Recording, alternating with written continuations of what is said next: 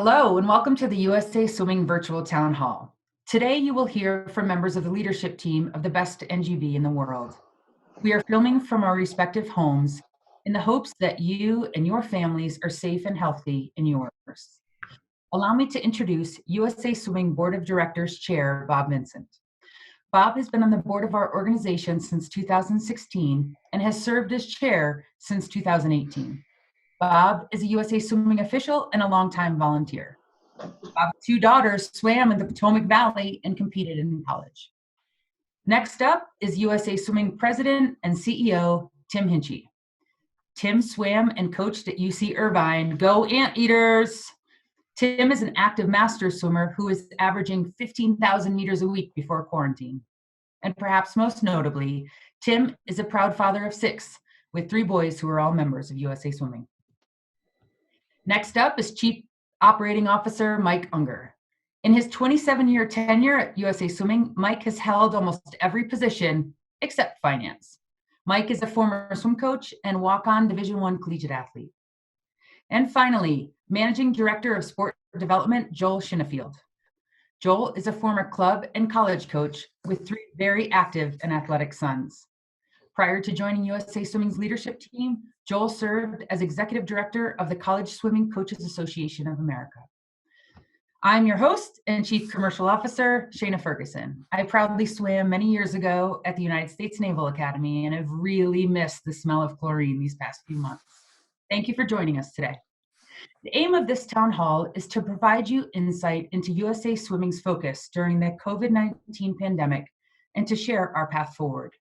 We have been moving swiftly and with purpose, and this is a chance for us to pause for a bit to answer questions from you, our members. So let's dive in. Tim, this first question is for you. What have you seen and witnessed during this pandemic? Well, it's great to be here and certainly wishing all the best to all of our members that are watching, and we're thinking about you all the time at headquarters, although our headquarters are many different homes right now in Colorado. Well, clearly we've seen a lot of uncertainty, unprecedented times, clearly. We've seen a lot of stress, a lot of anxiety, especially with our athletes and coaches initially, which was part of our postponement request for the Olympic Games. But ultimately, what's also happened, I think, especially recently, is we've gotten closer to our members and we've had a chance to speak more to our members as we've seen incredible amounts of support. And I'm just so thrilled to see the kind of leadership we have out there in the ranks of our coaches and our clubs as they continue to make sure families are connected to them and they're engaged with them as much as possible while we're out of the pool. And we're certainly working on ways to get back to the pool. I know that we'll talk about that a little bit later today. I think overall, we've also seen a commitment we made last year at a convention about increased communication. And again, we talk about all the time, find your silver linings, both professionally and personally. And we all try to do that all the time. And we remind ourselves of that all the time. And one of those silver linings is, I think, our increased communication across the board, whether that's within the movement, whether that's to our members, to our clubs. It's obviously spending quite a few hours on Zoom like we are today and other places, but it's been a benefit to see everyone's faces and to get a chance to see how they're doing and wish them well and let them know that we have their backs and that we're here for them 24/7. And I'm just so proud of our staff and the leadership our staff is showing. And really, as our business has become so focused on service and to our membership, I think that's a total positive we'll take away from this no matter what. So proud of all those things. And I want to also thank Bob, who's here today, and just the incredible guidance we've received from our board of directors led by Bob. And I also want to thank Cecil Gordon, the chairman of our foundation board of directors, and just the incredible support that they've given, not just to us as the staff, but for their commitment financially out to our clubs right now in the time of need. So like in all things, it's been difficult, but we see a brighter future ahead. Thank you, Tim. Bob, what has been the board of directors' role and focus during this crisis? Thanks, Shayna. We all know that there was no roadmap for what the world and our organization has gone through. It's been a successful test of the power of our new governance structure. Our board has endeavored to be incredibly responsive in this ever-changing landscape. We've done that by working with the staff in a logical and measured approach as they correctly shifted our business model during this time of crisis to one that fully supported our members. The communication between staff and the board of directors has been very good and continues to improve as we all master the art of digital communication. I'd also like to say that this has not only had an impact on USA Swimming Board, but I'm proudly wearing my USA Swimming Foundation shirt in honor of Dr. Cecil Gordon and the Foundation Board, which did step up in a partnership with our LSCs to provide substantial emergency relief funding for our clubs. I know that I can say on behalf of both Cecil, myself, and both of our boards that we have a very sincere appreciation for all of our volunteers who have dedicated their time in numerous capacities as we navigate through this new normal. Tim, what has driven your decision-making over these past few weeks and months? Well, first and foremost, nothing is more important right now than and really our number one priority, which is the health and safety of our staff, our members, our volunteers, officials, coaches, athletes, across the board. So everything we've been doing right now has been focused on making sure that we make good decisions and that we're making the best recommendations we can based on what's out there with government, and the local authorities and state governments, et cetera, just to make sure that people are keeping safe. And we know that puts people in a difficult time. We all want to get back in the water soon, but that's really been our number one priority. And part of that for me also starts with our own staff and making sure that our staff that are all mostly based here in Colorado, that they're safe, that their families are safe, and they're still part of the process of helping us get out of this crisis in the best way possible. And I think that across the board, as most of my staff know, I'm a pragmatist, but I'm also a cautious optimist. And I think right now we're trying to, try to illustrate as much cautious optimism as possible that we will get back to where we need to be. And I think that we're going to get through this stronger than when we entered it. And I think at some point this summer, we'll get folks back together and we'll find ways to do it in the safest possible way using the best guidelines that are out there. Thank you. Mike, this one's for you. What has been your and your team's process for evaluating a return to training and sanctioning competitions? Our approach has really been to go and look in 30-day increments to really take a bite-sized chunks to look and see what we may or may not be able to do around the country. Of course, the country is opening at different rates, and some parts of the country are open already, or maybe never even closed, and other parts might be closed for many more months. So we've been looking at that very carefully. We're not trying to rush into anything. We want teams to get back to training, of course, and get back to competition. We've been consulting with the U.S. Olympic Committee, U.S. OPC, and as well as other NGBs that are like us and have clubs around the country as well. And frankly, we've been watching professional sports and to see what steps they may be taking to launch at some point this summer. We remain optimistic, as Tim mentioned, but we do want to definitely focus on health and safety. Thank you, Mike. Joel, these next two questions are for you. First, after the 2008 recession, participation in organized sports by children ages 6 to 14 fell from 45% to 38% and has stayed at that level since 2014. With the recession accompanying this current health scare, what does USA Swimming anticipate the attrition rate to be returning to swimming? Thanks, Shana. I think we expect that there will be a drop. The difference between 2008 and now is that we know that that's coming. So how do we counteract that? How do we look to support our members? How do we look to support our clubs so that we can support their efforts to grow after this? So, with your team, Shana, building out a marketing toolkit for clubs with consultation from sport development, we believe we can help them retain their existing members as well as appeal to new members. Thank you. And Joel, still with you, what percentage increase do you expect in outreach membership applications? Well, with the high unemployment rate, we know families in our sport will be negatively impacted. We will all need to ensure that the sport is accessible, and outreach membership is a component of that effort. We expect an upward trend in outreach membership, but until we know the scope and duration of the economic downturn, it's difficult to determine right now. Thank you, Joel. Back to the board chair. Bob, will there be any changes to USA Swimming membership moving forward? Thanks, Shana. At our April 24th board meeting, we agreed to extend the 2021 membership year. For 2020, individuals applying for calendar year membership on or after June 1, 2020 will receive membership valid through December 31, 2021. The board also agreed to postpone changes to the Flex membership. Many of you know that at our January board meeting, we approved changes to the Flex membership to be implemented in September 2020 for the 2021 membership year. Those changes will be postponed and will now begin in the 2022 membership year. We also looked at extending our seasonal memberships. Seasonal membership, season 1, season 2, and individual season that expired on or after March 16, 2020 are permitted to be extended to August 30, 2020. LSCs registering or renewing any seasonal memberships may set the athlete's expiration date to no earlier than August 30, 2020, but no later than December 31, 2020, as long as the membership does not exceed 150 days after USA Swimming lifts the national moratorium on meat sanctions. Thank you, Bob. Joel, this next one's for you. It's a big one. It's a meaty one, but it's important. Can you explain broadly what USA Swimming is doing right now to help its clubs and athletes? Oh yeah, thanks, Shana. So it's been a real team effort across all of USA Swimming, and obviously sport development is a big part of that, but we've been able to harness a lot of resources from the entire company. So we've increased our communication. That's been absolutely key to everything that we're doing.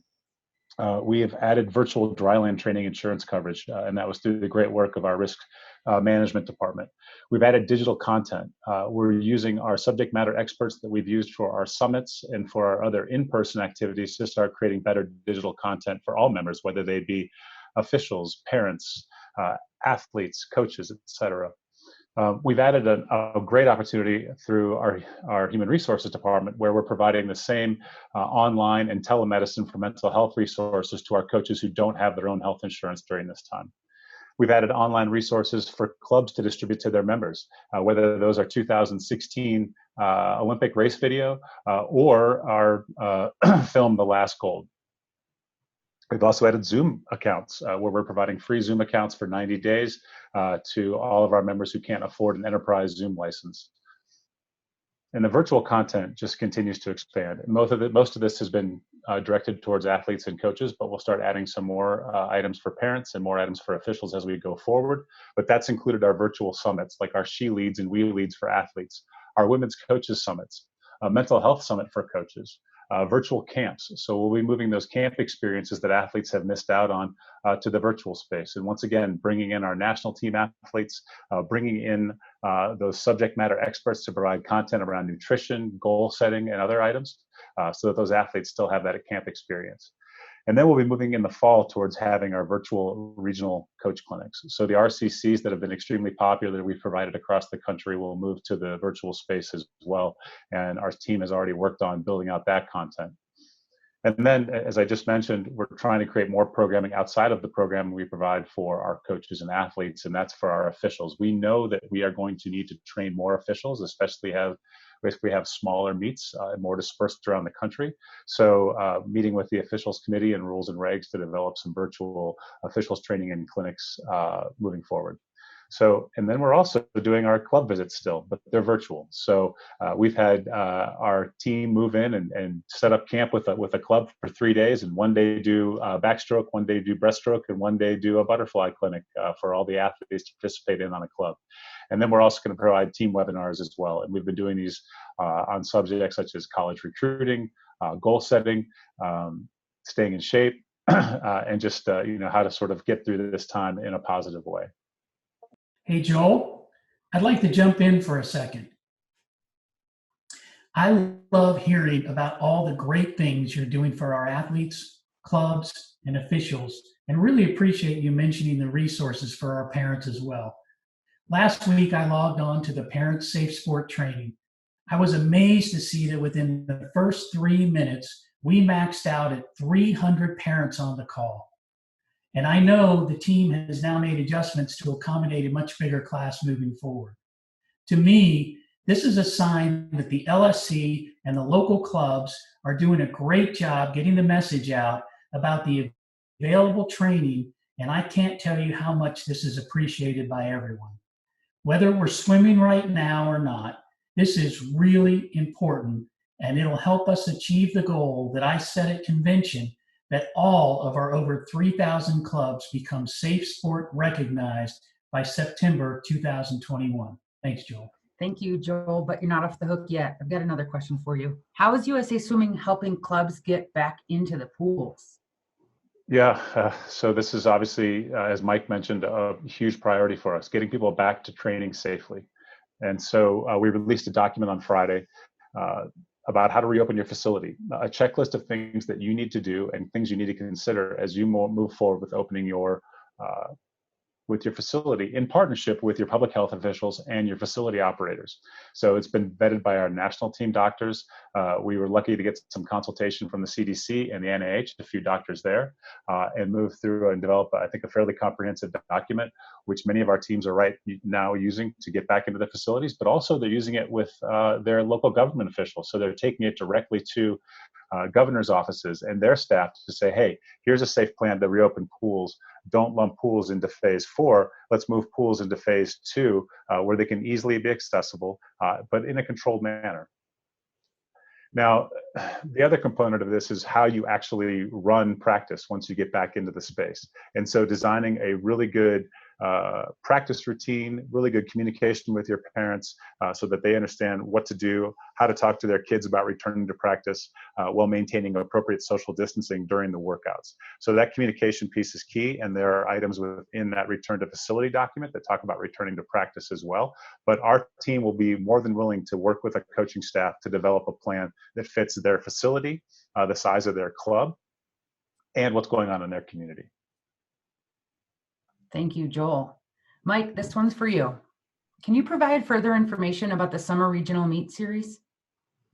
Sure. The philosophy that we took was we really didn't want to have to cancel an entire summer of competition.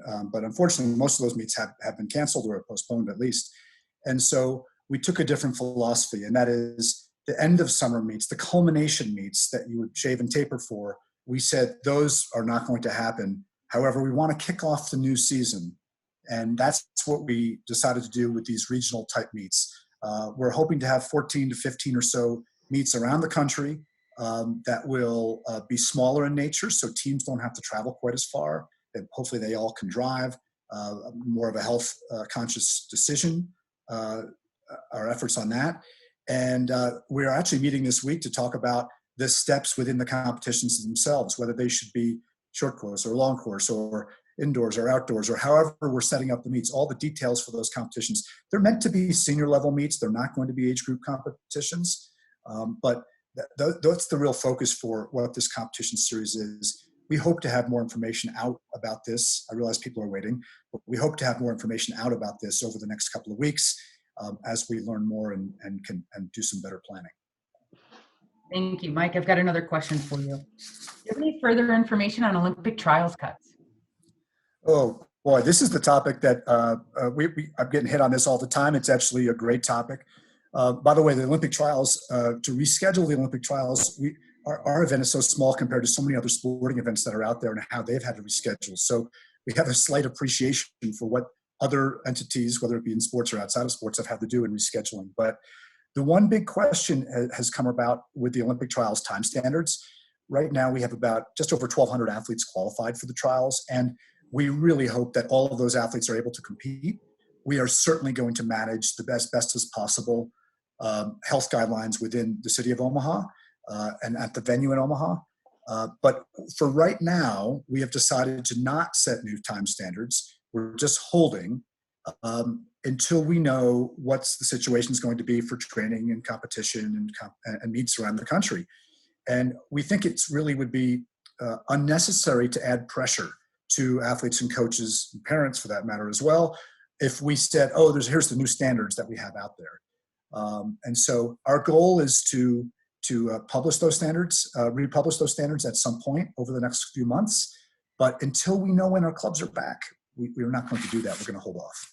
Thank you, gentlemen. We've reached out to many of our clubs and athletes and asked for some input into this town hall. And now we're going to ask some questions that were submitted by our members. The first is, Joel, can you comment on athlete eligibility for camps, zone meets, and et cetera? Yeah, thanks, Shana. So we have actually expanded right now the time frame for qualifying for for our camps and clinics, and that way we'll capture the same number of athletes and give the same number of opportunities. If we kept our existing windows for qualification, we would have dropped down the number of athletes who'd be eligible based on the limited competition. So we have run scenarios to determine how we can get to the same numbers and provide the same opportunities we provided in the past. Mike, this question is for you from an athlete. Will there be any consideration for maintaining time standards instead of making them more difficult at regular intervals? Maybe they could just stay stable for a while as athletes catch up? So we've actually been talking about that, and the age group time standards, the motivational time standards that come out every 4 years, we're talking about maybe just keeping those in place right now and not making changes. We really, as mentioned earlier, it's so difficult to make changes when you don't know when people are going to get back. And so we're going to take a very close look at that, and especially for the motivational time standards. And we'll make some decision over the next couple of months about whether or not they improve or not. Normally they would improve. They would come out again. A new set would come out again this September at the convention. But I certainly we're going to have to take another look at that. Thank you. Tim, this next question is for you. How has COVID-19 impacted the USA Swimming budget? Well, I'm sure with like most folks around the country right now, it's had a serious impact on our budgets, and we've tried to be as proactive as possible.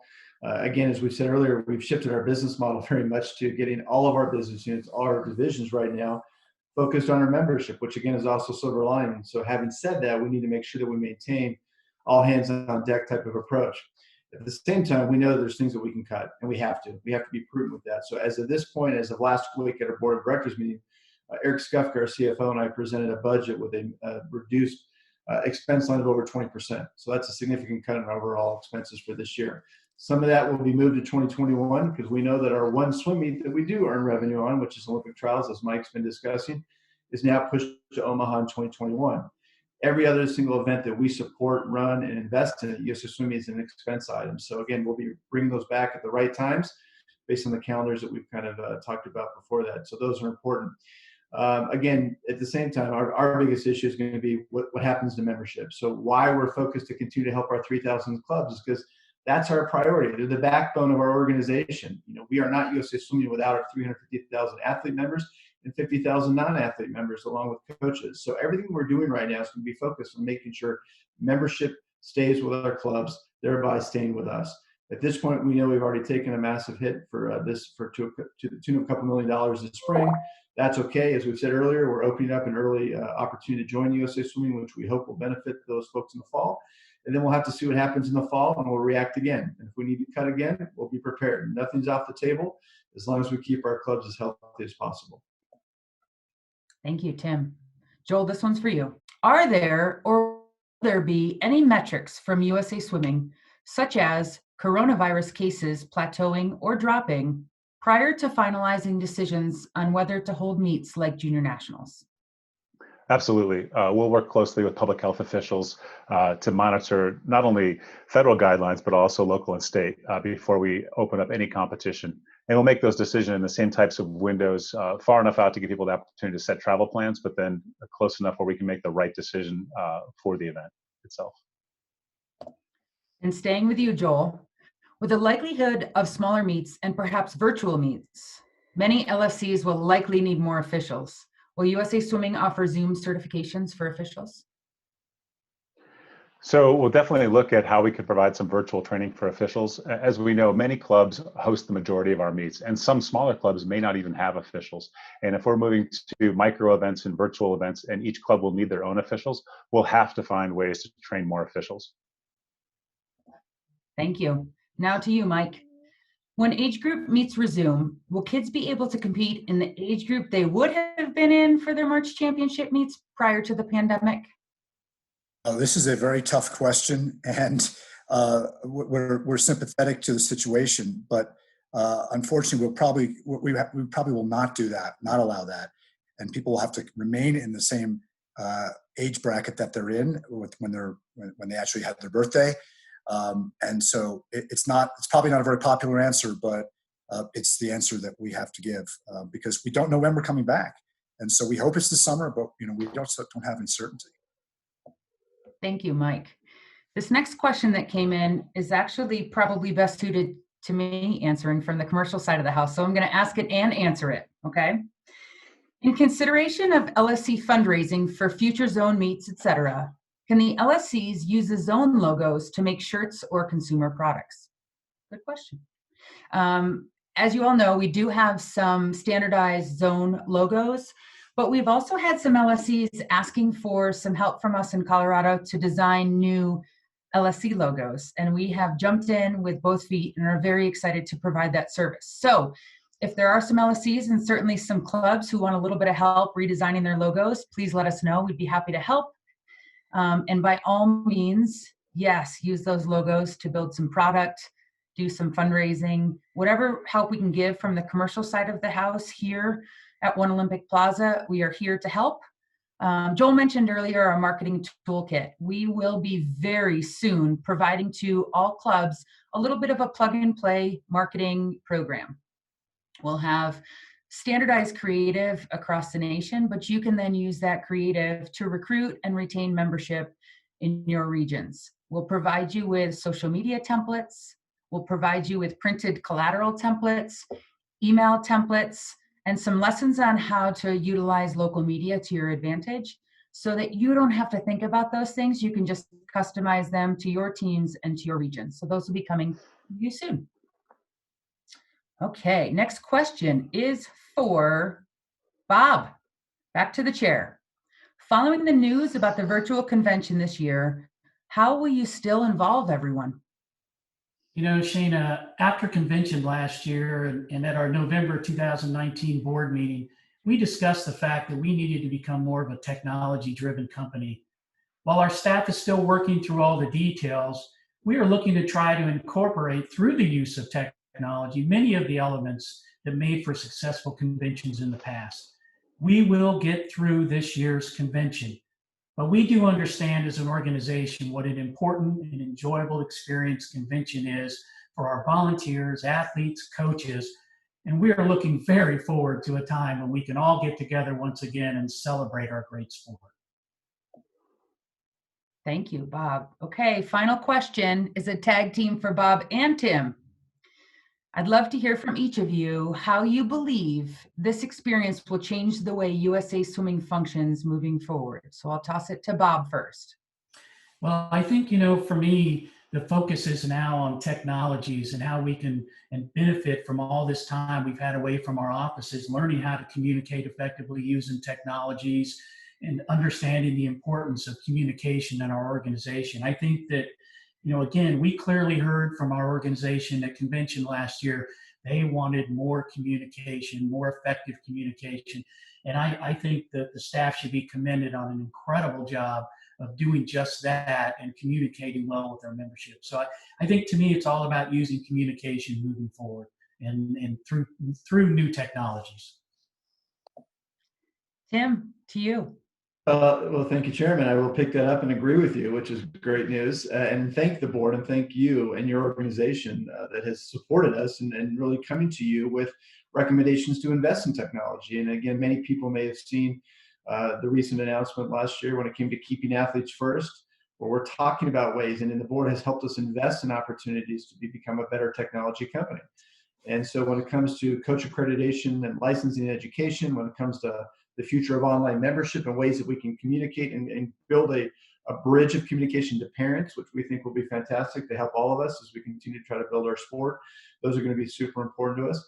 We invested recently, the year before that, in a CRM platform that's nearly ready to go, which will be great, where we can capture single records for people and have up-to-date information for every single member within the organization. Again, hopefully including parents, which we don't have that function currently, which that'll be a great opportunity. And having that technology will not only make us more of a servant leadership-led company, which is what we want to be, and this is that silver lining that we discussed earlier today about talking to people over this platform, but watching our business model completely change to where we're completely focused on our membership has been a really healthy thing for us and something that we need to champion going forward. And I look forward to leading that organization in that direction, and I'm thrilled to be working with the folks that are part of our organization today that are committed every single day to keeping USA Swimming the best NGB it can be. Thank you, gentlemen. And thank you all for tuning in to watch this virtual town hall. Lots of really great things coming from USA Swimming in the weeks and months to come as we work together to get through this time. Thank you.